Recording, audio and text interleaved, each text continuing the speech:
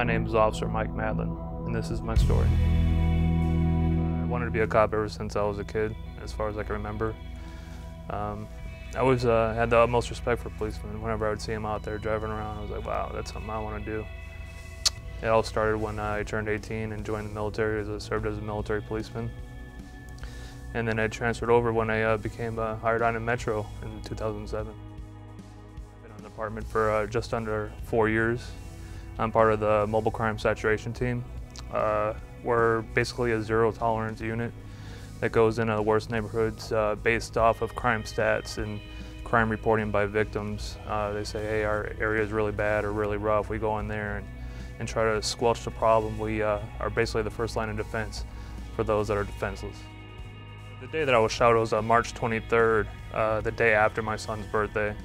It was during my work week. It was my Friday. I was even contemplating taking that day off. It just so circumstances just fell into place where I ended up working that day.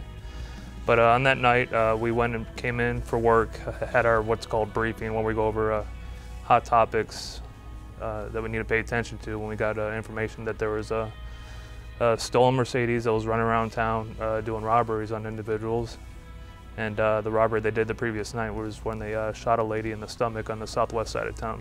About halfway through our shift, say about 9 o'clock or so, one of our other saturation teams, they ran a plate, and dispatcher said, "Are you clear at 411, which means a stolen vehicle.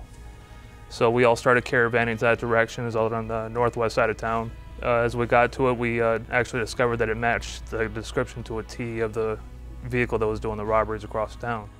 So we all got in the area, started following it. The vehicle never went over 30 miles an hour. It's not one of those high-speed pursuits or anything you see on TV, but it was still had a kind of eerie feeling about it. Anyways, we got to the intersection of Rainbow and Washington, where we got permission to pit the vehicle, and 2 occupants bailed from the vehicle. The passenger went northbound, and he was immediately taken custody by the other guys on that team. And the driver jumped the wall. One of the guys had a grasp on him. He lost his grasp, and I just saw him bail over the wall. So me having that get hunter's drive, if you will, I didn't want to let the bad guy go away. So I immediately jumped the wall and chased him through about 3 yards. So I got about within 3 feet of him, and the suspect immediately turned around. And it's one of those moments I'll never forget, just staring down the barrel of a gun, and you know, get the deer in headlights look, like, oh, wow. But I still continued my sprint towards him, and he fired 3 rounds, striking me twice. The first round I took in the upper right leg, which immediately severed my femoral artery. And the second shot I took in my second chance vest. I still continued my sprint, tackled him. We had a fight over the gun for, it seemed, could have been forever, until my partners neutralized the threat. Once I knew that the threat to myself or any of the officer was kind of done, that's when I had my adrenaline drop, and I just felt like a release. Now, I mean, the release can be accompanied with the fact that, you know, the adrenaline drop, but in all actuality it was the release of all the blood leaving my body. I found out later that I basically bled out in the backyard. From that point, I went into a coma. I don't even remember anything, like from the point that we hit the doors of UMC. I don't remember anything until I woke up, and the nurse is shaving me, and I'm asking her why she's shaving me, and she's like, well, you've been in a coma.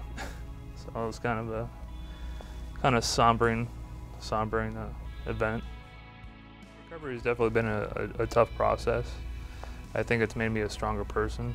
The long hours of physical therapy, the hours at the hospital, the treatments, learning to walk again. I have a daily reminder every day when I look in the mirror, and I have to see the scars, but you know what, it doesn't really matter. It's minimal in my opinion, because I'm still on this earth today. Thanks, you know, to the Lord and you know, the doctors, and I think that the doctors had the hand of the Lord on them that day when, you know, they worked on me. My support system has been awesome, whether it be my family, extended family, the community, brothers and sisters in the department. Their prayers definitely played a big part whether, you know, just saving my life and helping me get back to where I'm at today, back to making a difference in the community. I think that this whole experience has kind of brought me closer with God, with my faith. I wasn't really, I believed in God and prayed, but I think that this whole ordeal has definitely brought me closer to the Lord. You know, everything happens for a reason. My mom's always taught me that from day one, that everything happens for a reason. And I believe that on the night of March, you know, 23rd, it happened for a reason, but at least I'm here to talk about it.